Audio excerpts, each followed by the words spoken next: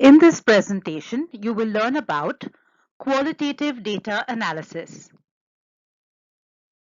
Qualitative analysis involves understanding and interpreting data which is in a non-quantifiable form. It is made up of words, symbols, actions, and observations.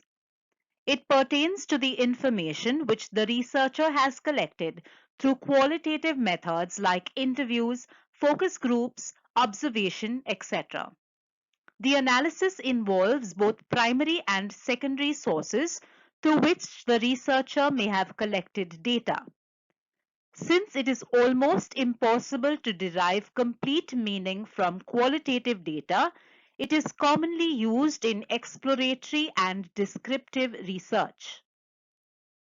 Qualitative analysis is thus concerned with understanding and looking deeper into the properties or characteristics of a phenomenon. It provides the researcher with a deeper understanding by attempting to uncover why a certain event or trend occurs. Qualitative analysis may often be used with quantitative analysis or may precede it.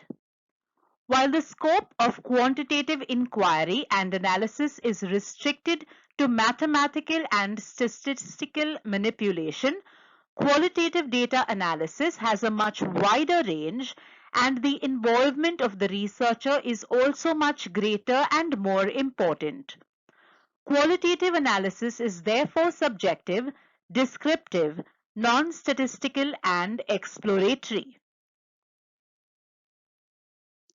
Since qualitative analysis has much less rules to go by than an quantitative study, the researcher must also be well equipped to handle the large amounts of data which gets collected. Subsequently, in certain cases, the researcher may personally know or have a connection with the participants. It is important to ensure that these do not affect the study or hinder the research in any manner. Steps. While the techniques utilized for analysis may differ, most of them follow the same basic steps. Describing or getting familiar with the data. Qualitative analysis aims to develop a thorough and comprehensive description of the phenomenon under study. Since qualitative data primarily consists of words, the first step in analysis is for the researcher to go through or read the collected data a couple of times to get familiar with it. It involves understanding the context, action, and process of phenomenon under study. This will enable a researcher to identify basic patterns and observations which may be built on later. In case the data has been collected through an interview, this is the stage in which the researcher will transcribe the data. Classification or developing a framework. This step is also known as coding or indexing. The researcher will start assigning codes to important broader areas such as certain ideas, concepts, phrases, or characteristics. For example, the socio-economic status, age groups, gender, etc. could be broad areas which could be crucial to the study. This stage is important as it provides a form of structure to the data. By summarizing data, we take away the unnecessary details and delineate more clearly the central characteristics of the data. Connecting or identifying patterns and connections. Once the data has been coded, the researcher can start to identify and make connections between the data. This could be related to certain themes, recurring ideas, patterns, or common responses. These areas could then be interpreted by the researcher in ways to satisfy the objectives of the research. It would not only enable them to find answers to the research questions, but it may also aid them in discovering new areas to explore further. According to Ian Day, some of the key points to keep in mind when doing a qualitative analysis are: meanings are context dependent. Meanings are always negotiable between different observers. In social science, we can ask subjects what they mean. Subjects' intentions are not always a reliable guide to interpretation. Process involves analyzing changes over time. Change can be analyzed through phases, key incidents, or the complex interplay of factors. Material as well as social factors affect change. The commonly used techniques of qualitative analysis are content analysis, narrative analysis, discourse analysis, thematic analysis, and grounded theory. Content analysis. It is one of the most popular and commonly used forms of qualitative data analysis.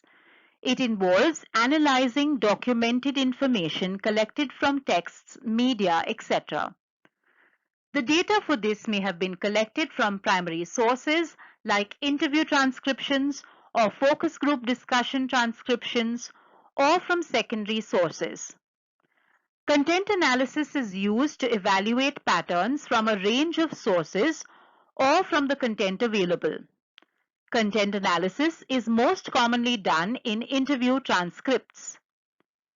Since there could be a large amount of content to analyze, it is crucial for the researcher to have a specific research problem or question in hand when analyzing the data. In a content analysis, the collected data is regrouped and coded and further analyzed into categories or themes. While content analysis is commonly used, it is quite time-consuming. It has often been criticized for losing the smaller nuances of the idea being communicated when it gets coded and categorized. Narrative analysis.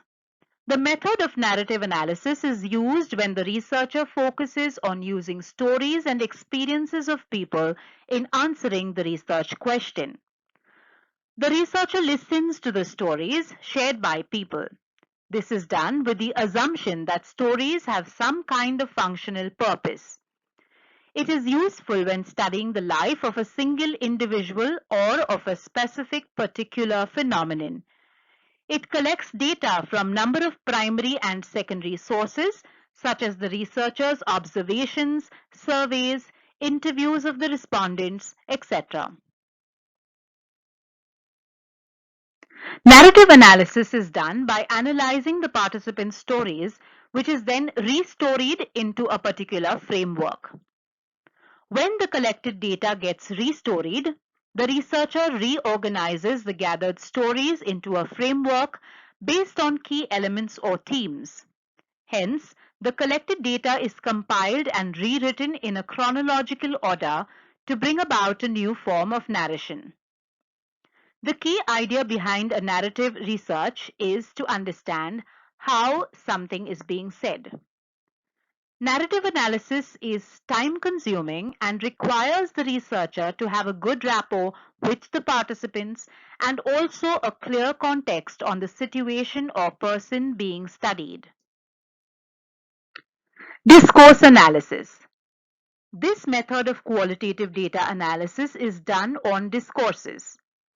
Discourses may be defined as an interrelated set of texts and the practices of their production, dissemination, and reception. It is concerned with analyzing language in a social context and follows the assumption that language is constructed to arrive at an objective. The key idea behind a discourse analysis is to understand the social situation in which a particular dialogue or discourse took place. Discourse analysis can be applied to a number of data sources like texts, talks, newspaper articles, interviews, etc. Understanding and analyzing these sources can give an idea about the history, culture, and social context being studied and provides an insight into the socio-psychological characteristics of the participant being studied. Within these, the researcher can find patterns and themes. It is very important to have a specific research question in mind when conducting discourse analysis, as there could be a vast amount of data. Grounded theory is a method of qualitative data analysis by which the researcher attempts to construct a theory from the data collected. It involves systematically categorizing and comparing the collected data. The method of grounded theory and its analysis is relatively newer in the field of qualitative research. The collected data is analyzed through three stages of coding, namely initial coding, that is, coding and identifying them into categories; intermediate coding, that is, selecting core categories and data saturation; and advanced coding. Throughout this stage, there is a constant comparative analysis which takes place between the data, which then generates abstract concepts and theories through an inductive process. Researchers analyze the data to explain why a certain phenomenon happened by using similar cases in different settings, which are then used to derive causal explanations. These theories may be refined and altered based on new cases which emerge until reaching an explanation which fits all cases. Thematic analysis. This is much like content analysis and looks to find themes which emerge from qualitative data. What distinguishes it from the latter is that thematic analysis focuses on both the explicit and implicit meaning which emerges from the data. It is frequently used with other forms of analysis. Thematic analysis is useful when the researcher is trying to identify the themes and patterns emerging from people's opinions, perspectives, experiences, or values. Thematic analysis could be done inductively or deductively based on the researcher's choice. It is a flexible method of data analysis, but this also implies that the onus of coding into themes falls on the researcher. Thank you for watching the presentation.